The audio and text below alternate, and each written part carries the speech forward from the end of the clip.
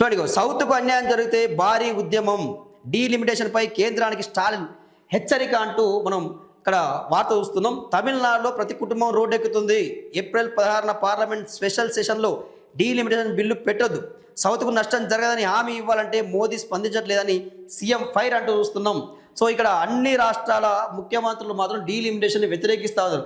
అంటే నియోజకవర్గాల పునర్విభజనని ఎవరు వ్యతిరేకించడం లేదు, నియోజకవర్గాల పెంపుని కూడా ఎవరు వ్యతిరేకించడం లేదు. కానీ ఆ డీలిమిటేషన్ పేరుతో సౌత్ రాష్ట్రాలకు అన్యాయం జరుగుతుంది చూసారా, అక్కడ దాన్ని ప్రశ్నిస్తూ ఉన్నారు, దాన్ని హెచ్చరిస్తూ ఉన్నారు.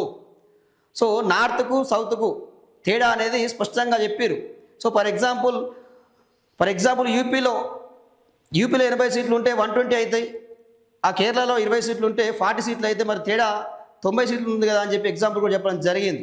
సో అలాంటిది జరిగే అవకాశం ఉంది కాబట్టి ఆ తేడా రావద్దు. కాబట్టి అన్ని రాష్ట్రాలకు సమానంగా పెంచుకునే అవకాశం ఇవ్వండి, సమానంగా పెంచండి అని చెప్పి కూడా చెప్తా ఉన్నారు.